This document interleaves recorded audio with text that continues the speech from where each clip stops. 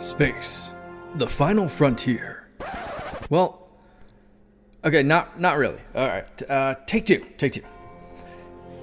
Here in the Mitten State, welcome to Code 47, bringing you all things Star Trek, spanning the quadrants, the best thing since the neutral zone.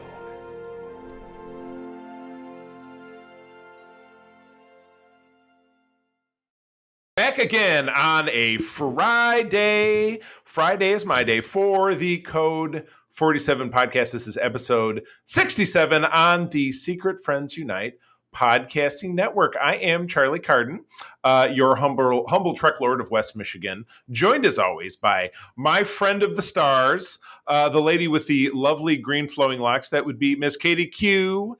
Katie, how are you? How are you on this Friday? I am good. I am grateful that you are letting us do this on Friday, or that you made accommodations for us to record at 4 on a Friday. That's pretty early for us. So I know. Well, you just got to stay fluid.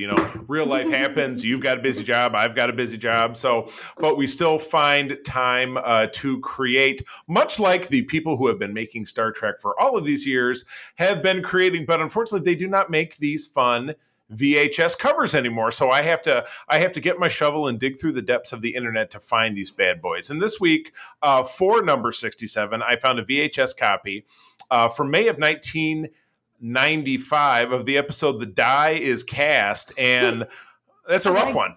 I want to guess. Is this the one where the changelings get that weird disease? No. Odo nearly dies. I was trying to figure out why he looked like that. Well, that's not bad, because they eventually reused essentially the same makeup format for the episode where the changelings gave him a disease to make him go back to the Gamma Quadrant. That's what I was wondering if it was. That happened. Yeah, that happened at the end of season 5, and then in season 7. The same disease that Starfleet gave him, he gave to them. But this is actually from a season 3 episode. What had happened was the Romulan Tal Shiar had teamed up with the Cardassian Obsidian Order. They made a fleet, and they went into the Gamma Quadrant. I keep wanting to call it the Delta Quadrant. We've been talking about Voyager so much. They go into the Gamma Quadrant to wipe out the homeworld of the Dominion, but the whole thing is a setup, and the Dominion orchestrated it. That fleet gets wiped out.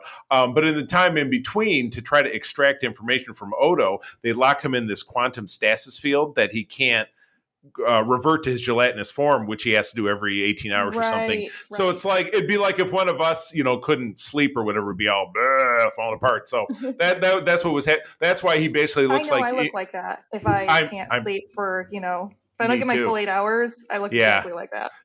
Just absolutely. Yeah. He looks like Tyrone Biggums. That's what he looks like. That's rough. Oh my goodness. So yeah, that's a fun episode. And of course, on down the road, it will be an episode that you and I will discuss. We're getting into talking about Deep Space Nine season 2 here in a couple of weeks, but not today. Today we have a double dose of 2 shows. And then we're talking about the movie 1998 Star Trek Insurrection. But first, we have a genuine news article. It was announced this week that season 2 of Strange New Worlds is in productions, which is awesome. We're getting season 1 in May. But they have cast a young actor in the role of James Tiberius Kirk, and that is one Paul Wesley, best known for The Vampire Diaries, which is a show I've watched a couple of episodes of because somebody kind of cajoled me into it a very long time ago, and I was like, I don't think so. Vampire Kirk. Okay, I was trying to figure out why you kept saying Vampire Kirk, and I'm like, is he young because he's a vampire? Like, does he get vampire disease or some sort of alien race? Like, is he sparkly? Yeah, right, he did. Okay, so listeners, Charlie, bless his heart, has a real. He likes to surprise me. He likes to keep me on my toes, and usually it's okay. So you have the document pulled up for the podcast, and I go, "You did not send it to me." Whoops! And then I get it as we're starting the podcast. So I had no idea we were covering this story, and I literally had no idea what it's about. Got to keep you on your toes. So I was trying to figure out what was going on. Although it makes sense, I was trying to figure out what they would do in Strange New Worlds, because I know that what's his face? I just rewatched Discovery. I should remember him. Pike, yeah. Yeah, he was only in TOS for like 1 season. He Okay, was and then he Kirk was took he was over he was in there for one episode. for one Yeah, episode. Yeah. yeah. The way it worked with Pike is that the famous story is there was in 1965 they shot a pilot called The Cage, which Jeffrey Hunter starred as Captain Pike. You did actually have Leonard Nimoy as Spock, and then you had Majel Barrett, later Majel Barrett Roddenberry, Gene Roddenberry's eventual wife, as number one. Those three characters were recast for season 2 of Discovery many years later, and we picked up their adventures a few years after the events of this telefilm, the Cage, which never aired on regular TV. Now they did take in season 1 of TOS, they did take basically clips of that, and they integrated it into a 2-part. It was a clip show within an episode, as opposed to the clip show that we were just lambasting that TNG did at the end of season 2 in our last episode. They made a fairly good story out of it, and so you got to see Jeff Hunter as Captain Pike in this. But in Discovery season 2, he was recast as actor Anson Mount to great acclaim. I certainly loved him so much to the fact that he now has his own show.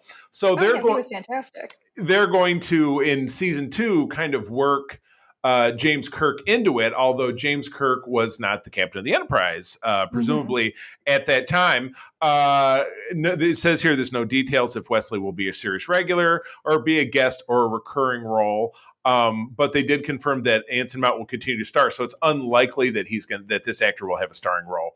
It has been suggested, if you were to get out the shovel and dig deep, that at this time period, like probably 6 or 7 years prior to the first season of TOS, Captain Kirk was essentially commanding potentially a smaller vessel called the Republic, or in TOS, you did find out he also served on another ship called the Farragut. There was an episode about that. So kind of uncertain, but I mean, I have seen this actor in other stuff, and if you see a picture of him, in uniform in this article, but then you also scroll down and he's got this chiseled chin and this very Shatner looking S. So I think he looks like a young Shatner. It works. Yeah, I think it'll totally work. So, but again, because this is season 2 that's filming, it's nothing that we'll see until at least 2023. But it's kind of surprising that they're already doing 2 and like making announcements about season 2. Right. And they haven't even launched season 1 yet. I know. Well, it's all a matter of the buzz. If something is buzzy, and it could be, I think it also could be a matter of days beforehand, some on location set photos leaked. And so they're probably like, oh shit, we got to get something out there. And so here we go. Yeah, because I agree with you. It'd be much, I don't know if they would have known. Yeah, they wouldn't have really known, even if set photos leaked. Like there's nothing about the photo that says, oh, that's, going to be Kirk. Right, so exactly. I'm wondering if they're just trying to get buzz going right before Strange New Worlds actually, airs for the first time. So then people can be like, well, I'm going to turn into season 1 because season 2 is going to have Kirk in it. Yeah, exactly. People who are big Kirk heads, you never know. Yeah. So that's cool. And I'm very excited for this show to roll out. So anyhow, moving on, I always like to call that segment half. Rolling on to segment 1, this is our first doubleheader week where we've had 4 episodes of 2 different shows to talk about. So I'm not going to say we'll have to talk fast, but we'll probably have to talk somewhat in a clip, or we might be here all day. You might not be able to give the full synopsis of the episode. Right, exactly. Which again, we definitely want to give our 2 cents about these episodes, but we don't want to overload it to the point you're like, I just, these guys just kind of beat it to death for me and now I don't want to watch it. Because of course, if you're, listening to our show, we imagine that you're Trekkers who enjoy watching shows, but you, for some reason, are sitting here listening to us talk about it. And, that's on you. That's not on us, though. Oh my goodness. All right, so up first we have the final 2 episodes of season 4 of Star Trek Discovery, the first of which is Species 10C.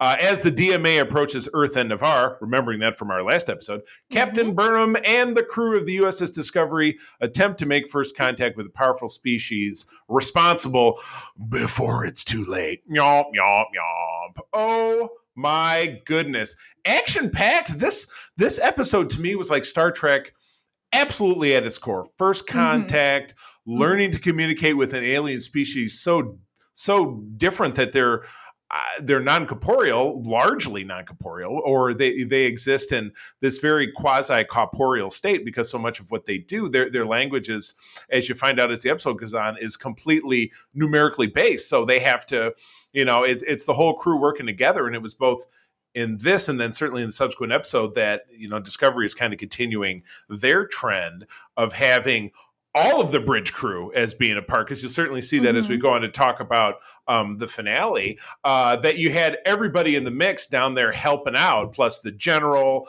from Earth, plus obviously the Federation president, and Dr. What's his butt, who was the principal on Smallville, whose name I can never remember, but he's one of these Canadian actors that you see absolutely everywhere. But yeah, I really love that this was just very, very Star Trek-y to me, because they just, Saru is working with the device, and you got Stamets and Adira and the whole, science aspect of it. But at the same while, you've got, kind of your favorite dude. You've got Book and Tarka dicking about. And yeah, it just, Still nothing about that guy. Anyway, go ahead, please. Go ahead. And I might mess up what happened exactly in which episode. That's fine, because I kind of watched them back to back. But again, Tarka just rubs me the wrong way. We've already talked about the fact that they kind of tried too late to give him a backstory. I honestly think they should have just introduced him much earlier in the season, because it became apparent when Book was talking with, what's her face? Reno. Who got kidnapped. Yeah, Reno. That Tarka had pretty much groomed Book. Mm-hmm. And, and he was in his own, kind of abusive relationship with him. And it really fell flat, or it seemed like that might be what they were trying to do, because Book's sitting there talking about how couriers, they, everything's about trust, and you have to be able to rely on one another. And I'm like, Tarka has literally lied to you repeatedly, taken over your ship more than once, and done horrible things against your will, nearly gotten the love of your life killed on multiple occasions. And you're right. We're all about trust. I can't do anything if I don't trust them. And I'm like, yeah, he goes on to tell this whole story about, in the courier trade, this is where he got his name. Yeah, my mentor's name was Cleveland Booker, and in the courier world, someone trusts a name so much that the person who apprentices over under the person who holds that name, when they retire or die or whatever it is, they hand the name. It's like they're like Jedi, It's just like I'm part of this guild. Great. Yeah, exactly. Yeah, it's great, but yeah, you're right. It's completely antithetical to what happens in this situation, because Booker's just like, well, I guess he must be good or whatever, because we kind of sort of have the same goal. And even when he learns that, well, you've lied to me, and you put Discovery in jeopardy, and then you take my ship over, and then when I try to stop you, you're throwing me against the walls and breaking my face or whatever. And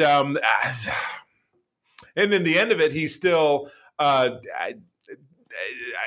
trying to find a way to redeem himself, or not caring about redeeming himself. I feel like I have to go back and watch the season again, because Tarka's motivation about where he's trying to get to is it's eluding me. He thinks that his partner, the guy he was in prison with, that he has this connection with, escaped to another reality. It's like another universe, a different mirror universe. And I think Tarka came from that universe. You see what I mean? Or they escaped from it. He claimed that he was from a different universe. I'm not sure if he actually meant that, or if that's just the line that he fed. Initially. That's what the line he fed Book initially, just to say that, and then he was trying to escape to see if he could make it. Right. But again, it lacked so much from a show that is normally so good about their underlying themes of mental health and self-awareness and relationship building. I just was really surprised at how poorly they wrote Tarka, and how he just was so. And the thing is, I was thinking about it. I might actually like him in a different show. I'd be like, he was okay. I might not be as hard on him. Right. But the fact that Discovery is so good at building rich, fully realized characters, that I just was like, what are you doing? Right. Well, I don't disagree. Yeah, he's very, like I've said it before, he's like very Billy Zane from Titanic, just very one dimensional. Just a very much a bad dude in it for himself, doing what he needs to do to kind of twist and turn and difference and yeah, just. Blah. So yeah, I'll tell you what, I'll put a Twitter challenge out there. Hit us up at Secret Friends U. Let us know what we're like not remembering about Tarka, because we're both like, the guy was kind of a dick. That's what I remember. Oh man. But anyway, moving on to the finale. This one's all you. You go ahead and read the description and get started, and I'll hop in. As the DMA approaches Earth and Navarre, with evacuations underway, Burnham and the team aboard the USS Discovery must find a way to communicate and connect with a species from a species far different from their own before time runs out / season finale. Ooh. And I was really excited about this one because it starts out and we get Tilly again. I was super excited to see her on board. Woot! And you're kind of seeing, both sides where you have this stress and hecticness of them trying to get folks off of Earth and off of Titan and off of Navarre. And then you have on the other side, Burnham and their crew trying to reestablish contact because they lost trust with 10C once Book and Tarka tried to do their thing. So they're trying to stop Book and Tarka. They're trying to explain to the 10C, hey, they're not with us. We don't know what they're doing. They crazy. And I just loved everything about the 10C. I think it was a really great way of even them using like math is universal. And so that's kind of how they established boundaries of how they communicate, or kind of guidelines of how they communicate. And that was really, really phenomenal. And you get to see them, and when you finally actually see them on the gas planet, I don't know if you've ever played MTG, but it definitely they reminded me of Emrakul, who is like this huge, like crazy. It's kind of their version of Cthulhu in the magic realm. Ooh, yeah, you're totally right. That is what I thought, because they were both in this episode and the preceding one. When you would get kind of a glimpse of what 10C would be, it would just, you had that amber background and kind of poking through. It was like, Cloverfield. It was like, you kind of got this big monster vibe, but you really find out that species 10C is really very, they have a great capacity for empathy when they figure, at the end of it, the conclusion of it, when they figure out what they've done, they absolutely yank back and withdraw everything. And again, it's, for the sake of dramatic storytelling, it's at the last minute.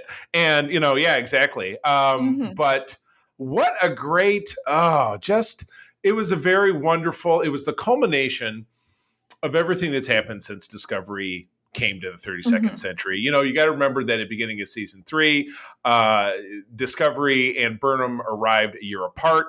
So Burnham was a year early.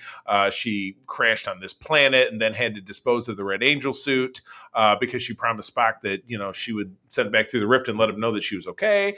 And then she met Book, and then she spent a year running around with him doing courier stuff. And I'm actually listening to an audiobook. I started it this week while I was working I'm finally in my new office in my house, which I'm excited about. So I'm in there, and I had my iPad next to me just playing this book on tape once I had run through the half dozen or so podcasts I listen to every week. I was listening to this book on tape. And again, those events are non-canonical, but I'm starting to kind of come around to the idea that if something is not disproven in Star Trek by something you see on screen, it could be canonical. That's okay.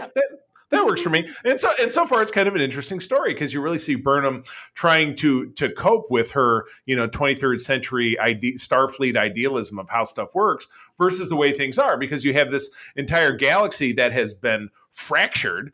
The Federation's fallen apart without a lot of dilithium. There are entire chunks of the map that are totally broken up, that people are not connecting, and the Federation has shrunk to almost nothing. And Discovery comes along. They're able to find out how to resolve the burn. They find the big planet with the member of Saru's species that is made out of dilithium, so they can now Discovery is able to hop around and give people dilithium, and they start to rebuild the Federation. And, this whole season's arc was about, we're rebuilding stuff. Well, now we have this extra galactic, most alien species that's ever existed in all of Star Trek, that because they sent a mining tool in, it's eating planets, and how do we solve it?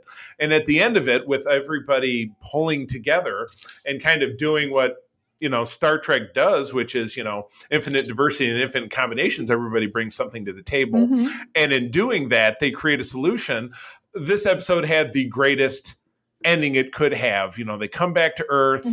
The original founding fathers of the Federation return, including Earth, and we get Earth's president played by, did you catch this? Yes, but I don't remember. Is that Amanda Waller?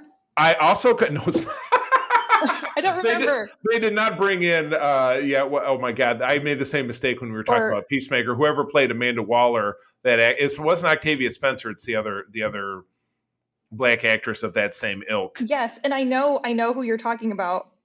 But this was actually, and I saw it. I was very excited when I saw her, and I was like, "Oh my gosh!" I saw it, and I was excited, and I was reminded. I'm like, "Is that who I think it is?"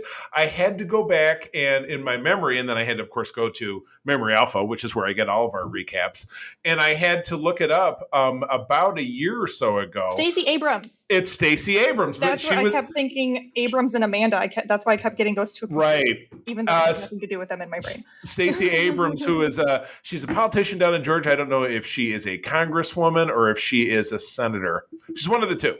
Was interviewed on the official Star Trek podcast, which is hosted by Tawny Newsome and Paul F. Tompkins, which hasn't been on, since Lower Decks has been off. But that's how I kind of knew that she was this enormous Trekker. And she came on. I thought she did a passable job. I was talking to April. She's like, boy, it's really easy to tell when someone's not an actor because they can't deliver lines. And I'm like, oh, cut her a break. It was a big deal. She did great. I mean, she didn't have a lot to I don't think that there was really some way that she could have really chewed that scenery. Right. Yeah. It couldn't have been emoted too much, but it was spectacular. So Earth is back in the Federation.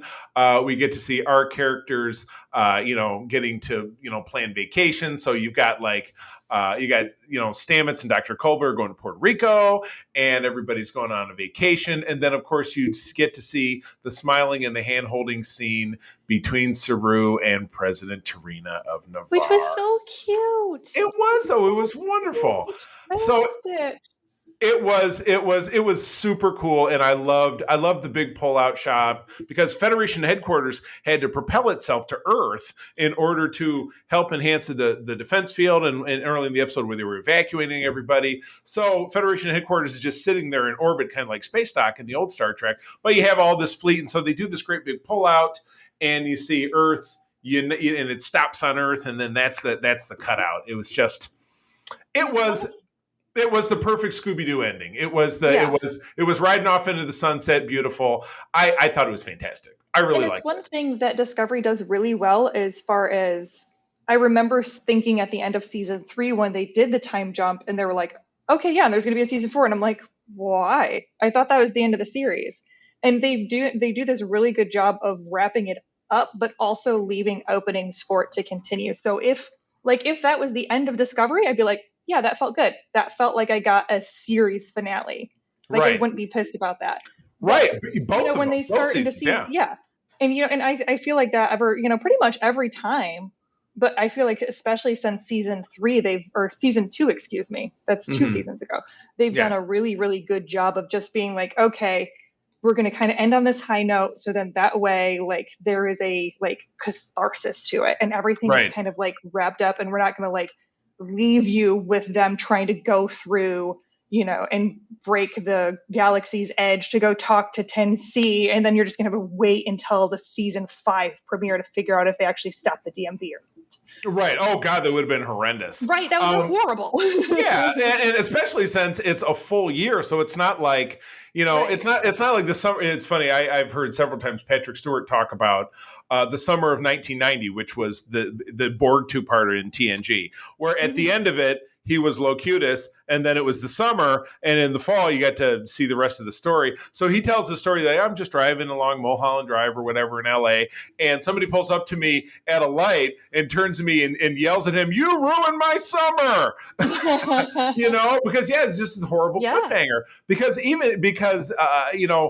there were cliffhangers for seasons 1 and 2. The season 1 cliffhanger was like, oh, they're going to meet the Enterprise, but it wasn't this great sense of urgency. And then even season 2, you're like, oh, they're going into the future and they'll continue that story and it'll be all well and good. But it wasn't like Picard's a Borg now, and what the hell is going to happen? So yeah, so you're right. Ended it on a high note. I believe it's been confirmed that Discovery is coming back for season 5, which I read something that this will be the first Star Trek series to have a season 5 since Voyager, because Enterprise got canceled in season 4 back in 2005. So yeah. Wow. And we know that Picard is going to end with season 3, but that was always their plan, apparently. Right. Yeah. The only kind of bone I have to pick with this, and it's kind of like, it's necessary, but whatever, is that at the end of it, there's the very familiar, you did a bunch of bad shit, but then you did a bunch of good shit, so we're going to forgive you. They did it with Girardi. They did it with Girardi and Picard, and then they did it with Book in this. They're like, well, you did a bunch of good stuff, so now you can go be refugee guy, because that's his. It's his job at the end of this. Book so much because they were like, your penance is going to work and help these reclamation families. That one was fine. Or that one made, because it's kind of like imprisonment, but not like you still have a sentencing there. Right. But it's community service. The general of Earth's army. Ndoye. Yeah, General Ndoye. Yeah. Where she had just as much of an active role. Yeah, high treason, exactly. Yeah, high treason. And I guess because she was willing to commit suicide, but then survived, it's all good. Fine. It's all good. Yeah, and I was exactly. Like, she's still like Book's reasoning was, I think, much more sound because he watched his entire planet die. Right. Like, that's some severe PTSD. She just wasn't willing to listen. Right. Like, and let her own fears rule. So I was like when the president was like, "Oh, always, I will always have you serve." No. Yeah. No. Yeah. You No. Yeah. A command. Yeah. And go have her do community service too. Yeah. In the military, you get the boot for that kind of thing. Right. It's just it always reminds me. It was funny. It was something that Oxford said when we were watching the episode or rewatching it. We were talking about it from season 6 to season 7 in TNG. There was the one where Data's brother returned, and he had corrupted a group of Borg, and then they corrupted Data, and so Data threw in with them, and he was torturing Geordi, which is everybody tortures Geordi in TNG. It's just a thing, and imprisoned Picard and Troy. But at the end of it, he flipped around and helped them escape, and then at the end of the episode, he was just back on the ship doing his job, and it was like no big deal. So it's like Todd says, well, I guess we'll just forget about all those people you killed. It's not a big deal, So it's just like that permanence. that's just that object permanence. It's a very Star Trekky thing. So, we can forgive them for the tropes that they do. But anyway, let's move on to Star Trek Picard. We're going to be talking about episodes 2 and 3, which again, because there's a cliffhanger between the two, if we start to blend notions, that's fine. But I'm just going to jump right in. Picard finds himself transported into an alternate timeline in the year 2400. It's actually 2401. I'm just going to change that because that's wrong. It was established what year it was. Where his longtime nemesis Q has orchestrated one final trial, air quotes. Picard searches for his trusted crew as he attempts to find the cause of this dystopian future. And what a dystopian future it was. This was nuts. So you get Picard thrown into this. It's a carryover from obviously season or the first episode of the season where Q shows up and gives himself a makeover at the end of it, which I think is adorable. And he and Q, it's a little rough. Q's a little edgy. He shows Picard the back of his hand when Picard gets a little too lippy. It's just Q is a little rough, and then he breaks out. And so Picard is kind of left to kind of ferret his way. And again, he's still at the chateau, so he's in his home turf. But he's then learning about what's going on in this alternate future he's in, where he's part of the Confederation of Planets. So basically an Earth-centric, uber totalitarian, impossibly powerful military that has conquered the Cardassians, the Klingons, the Romulans, the Vulcans, the Ferengi, and even as you find out the Borg, which is like, well, nobody's ever conquered the Borg. What the hell do these guys got going on? And what they're able to find out is that Picard is summoned to Confederation headquarters, which is of course San Francisco. Through part and parcel, he's able to reassemble his crew. So. Right, that's kind of how this episode goes. Is it starts as an introduction, like because at the end of season 1, you kind of got that Q introduction, and Picard realizes he's like, "Wait, what's going on?" Yeah, and exactly. This episode is, everybody kind of figuring out where they are in this alternate timeline, where you have, 7 of 9, who's now being referred to as Annika.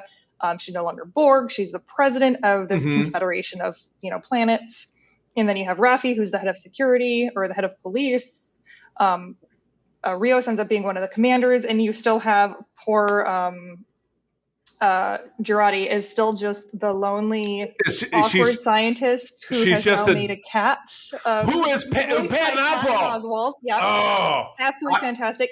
I was really hoping there's a line in I'll just skip to season 3 real quick, where she talks about how her subconscious Picard might find out how she still misses her middle school cat.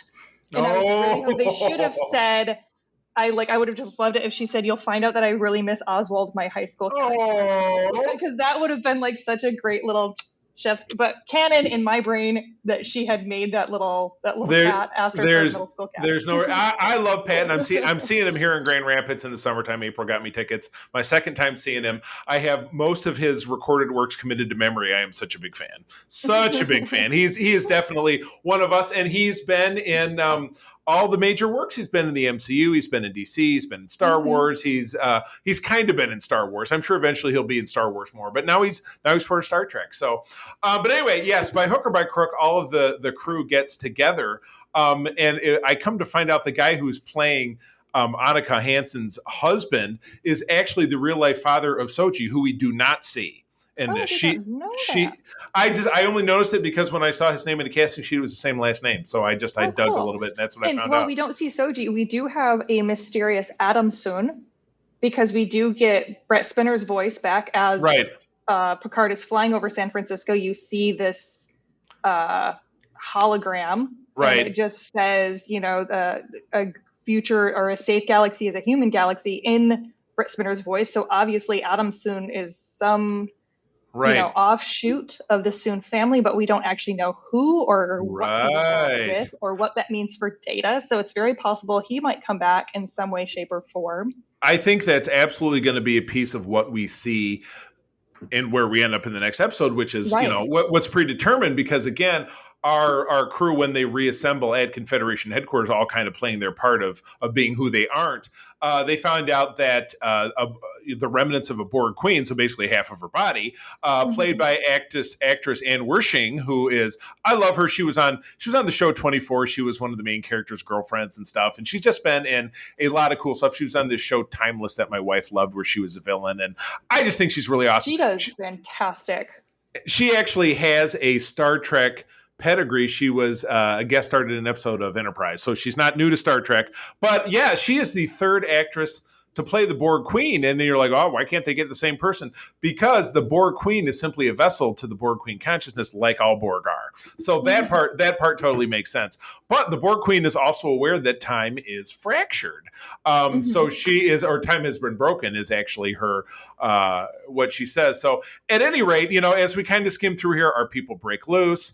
They're able to reassemble onto this universe's version of La Sirena, which of course Rios is still commanding as an officer of the Confederation. And they figure out that they've got to skip back to 2024. That's a divergent point that the Borg Queen tells them that it comes for. So they're getting her plugged into the La Sirena when, the stupid husband and his stupid security people catch up. And one last ditch effort to try to stop them.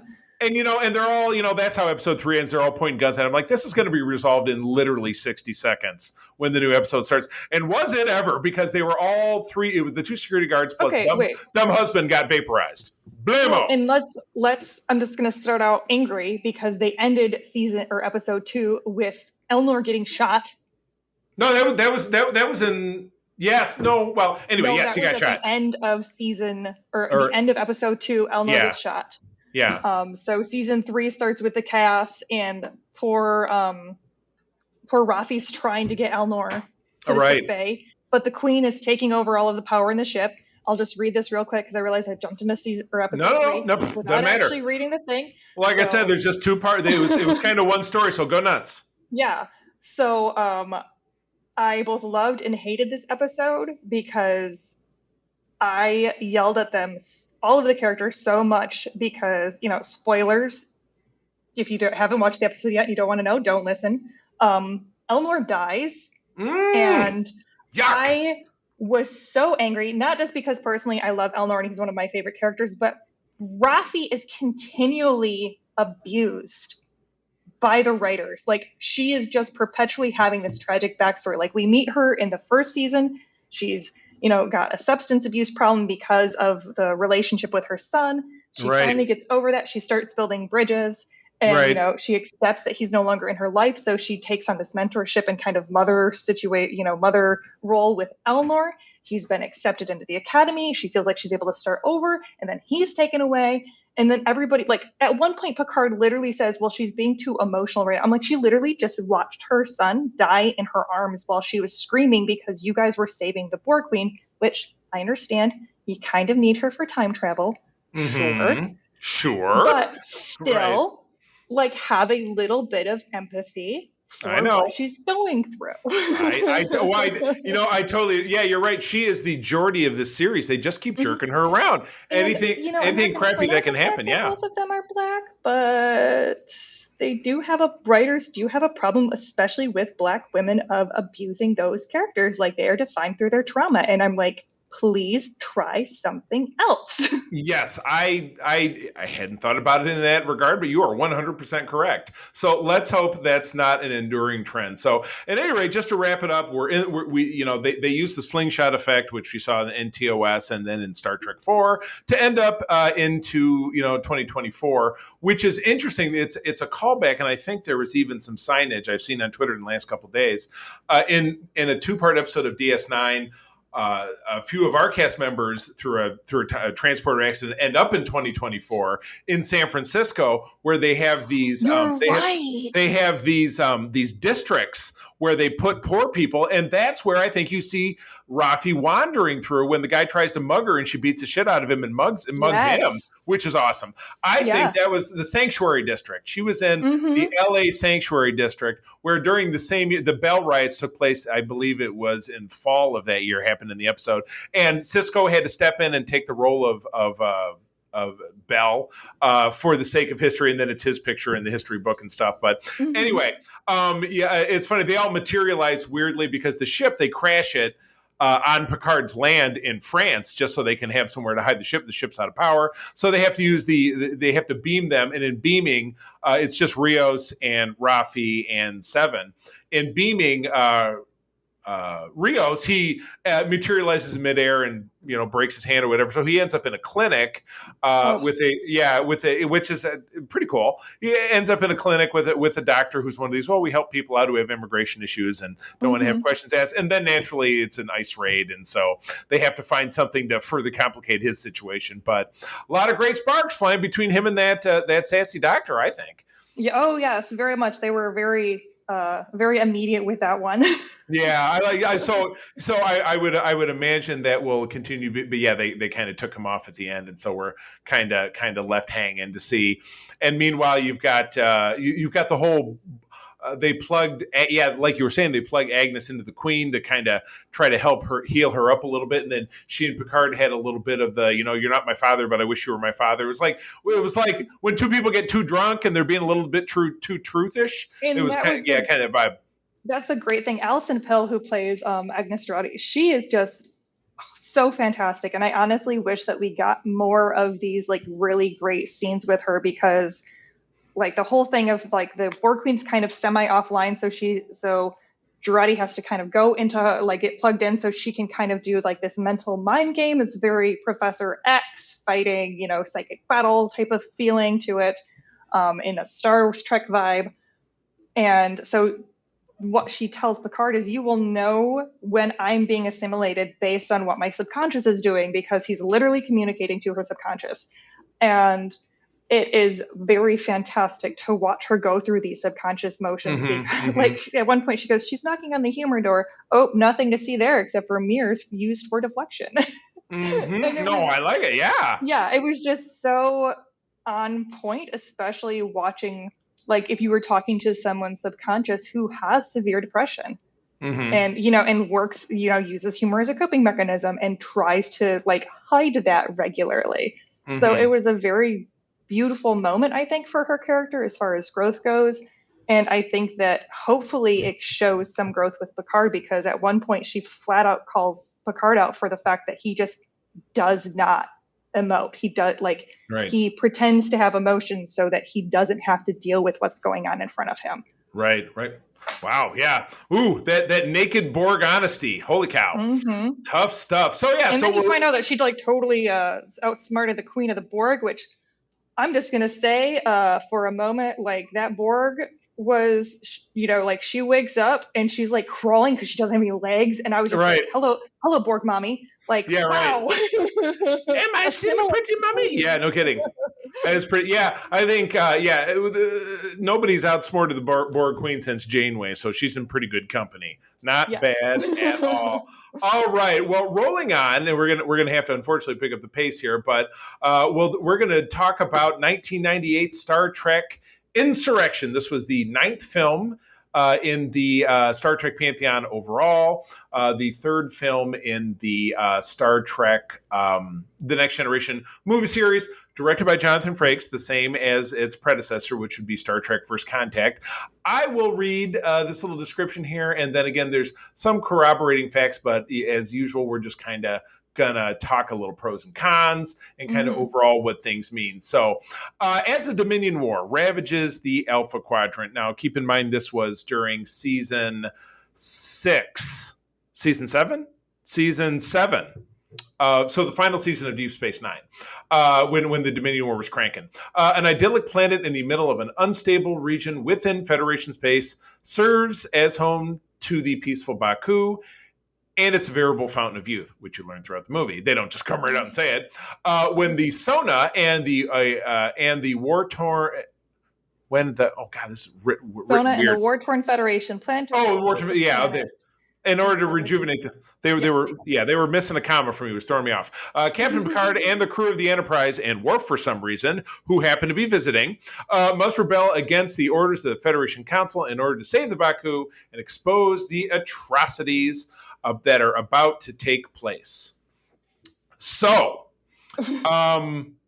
it's funny. I would have loved to, believe it or not, have Todd on for this episode, because we saw this movie. It was last year. It was his last year in college, my second to last year. So it was our last year living together, and we went to go see this at the Celebration Cinema in Lansing there, because we both attended MSU.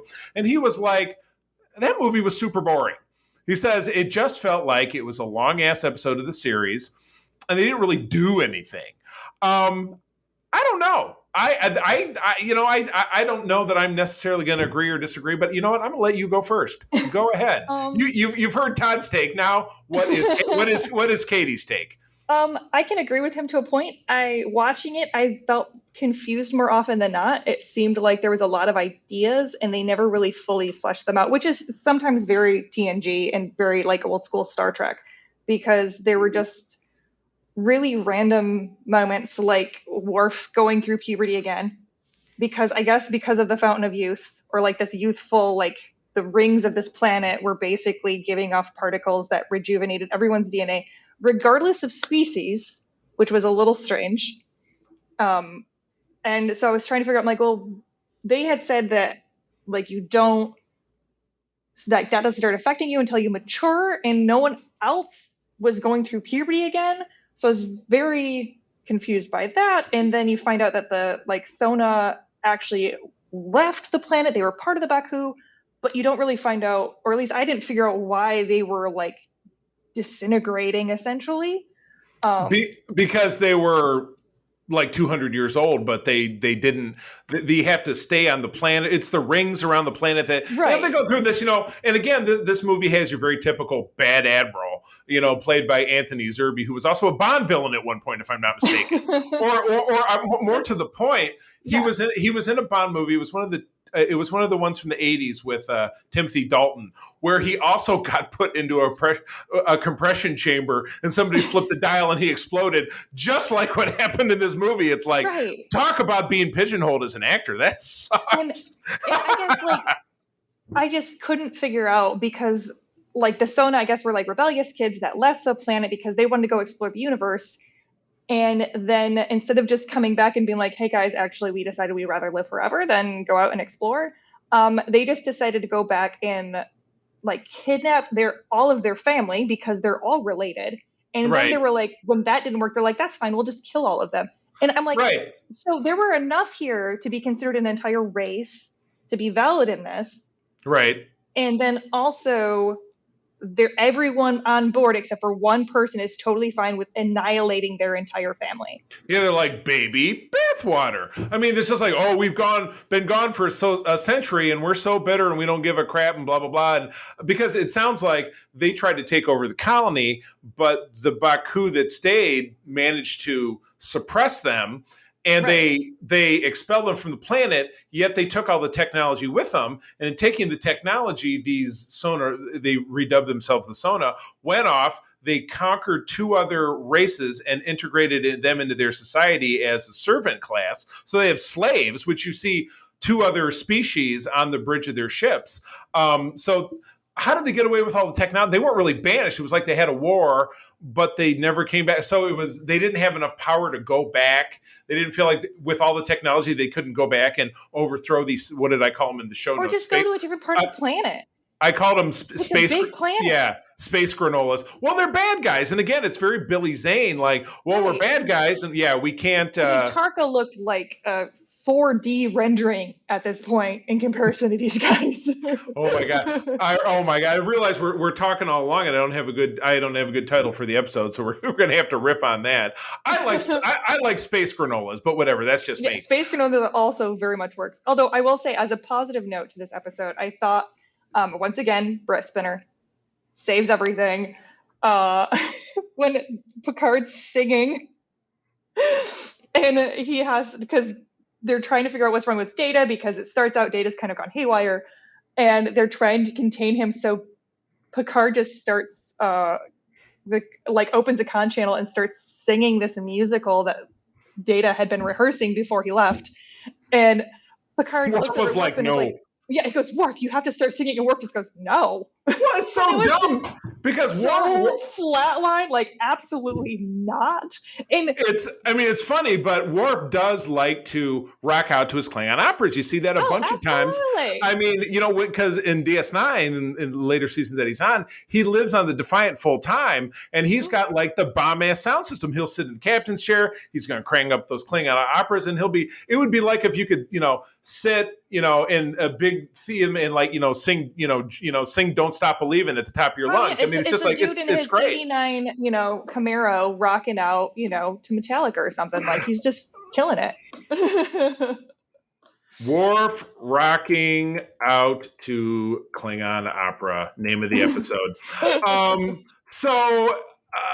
There are enough plot holes to kind of drive a truck through, or fly a hollow ship, if you will. There's obviously allegories to the treatment of Native Americans in this country, the Trail of Tears. That's a very Star Trek-y kind of theme. Fight injustice, which Picard says the same thing. No one is ever meant to be hurt, or how many people is too much to kill. In any forced relocations. You get some transitory stuff. Geordi gets his eyes back, but then he doesn't have his eyes back. Riker and Troy get back together, which again, as a Riker and Troy enthusiast, I love that. And then we find that they go on to get married in the next film, and then they have a family, blah, blah, blah. And I like that. Yeah. And that was very cute, like their reactions together. They're, again, those two have such great on-camera chemistry that it just works. But it felt like they were like, again, it was one of those things where I was like, did I miss something? I thought they weren't together yet, but immediately like they're acting like a couple. So it felt very like, I didn't realize that the reason why they were saying they were acting like a couple was because of these like rejuvenative qualities. Right. This sounds like a movie from the 80s. The Rings Make Me Horny. Oh God, there's a better one. Space Rings Make Me Horny. All right. Yeah. But space rings make me horny. I like it. But you've got the Picard with Donna Murphy, who she's a Broadway diva. At least that's how she was always described in articles about this. That's a total misnomer. Oh, it's a romance, blah blah. Nothing ever again. And yet he doesn't. Why didn't he get together with Beverly? Because they we can finally express our feelings or whatever. Right. And that's the thing. I'm like, if everybody's if everybody's horny, then why isn't it? I mean, he was more into Beverly when they had that drunk episode. Beverly. Oh, yes. Oh, right. That, yeah. Or the one where they were stuck on the planet where they were, joined together with the implant thing. It was a later season 7 episode. But I will say, I would watch an entire movie. Like, I wish this movie was just an hour and a half of Data with that kid. And that kid trying to teach Data how to be a child. Because at the end, when they pop up out of the haystacks, yes, and Beverly's and their Crusher's sitting there, and she's like, "Data, we have to go," and he's like, "Oh, I have to leave now." Womp, Like, it was womp. such a. I know that it was like they meant it to be like a tropey, like my mom's calling me, I have to go. Yeah, right. The street lights are on. I got to ride my bike home. Yeah, it was so precious, and it really played to Data's childlike quality that he has in his innocence, and really seeing that comparison with an actual child, because he even weirdly in TNG they never really explored that a lot, Right. even though there were children supposedly all over that starship. Right. Well, on the Enterprise D, not on the E, but still, he was running kids all the time. And there was that one episode where they rescued some kid from a disaster, and then it was called Hero Worship, and he idolized Data, and eventually, it was a coping mechanism, and yada yada yada. Okay, just to break it down. So, pros for me, I think it was nice that there were arcs for most of the characters in this. So Worf was kind of a tag on. Data had a great arc. Picard had a great arc. Riker and Troy had their great. It was the only part of it that really moved forward. Geordi getting his eyes back. I mean, why did leaving the planet mean his eyes die? I guess I don't understand what that was, because in the next episode, if it was a genetic issue, it might be that his eye, like the cellular degradation, happened again because his cells weren't able to replicate or weren't able to regenerate themselves. That's super sciencey, and I accept it. I did think it was really beautiful with him just wanting to go down planet side, because he's like, I've never seen a sunrise. Right, and like, having that moment with Picard was, I thought, very beautiful. That was his moment. Beverly didn't really get a great moment, except for hey, have you noticed how your boobs started to firm up? That was obviously played for laughs, and because then, Data goes and repeats it, like I said, it's done for the absolute, but other than that, it was very 90s. Boobs. They can say boobs in Star Trek now. Woo! Yeah. Oh my God! Don't list all the F-bombs that Tilly drops in Discovery. That's still years off. Right. So like I said, for the cons, I felt like there was a lot of this that didn't really add up. The whole the refugee, they went from, let's move off to another planet, to let's blow them up. Maybe it was because he just decided to say, we were going to work with the Federation, but instead, I think screw the Federation. We don't really care. It's not a big deal. I would say that legacy to the franchise, as far as I'm concerned,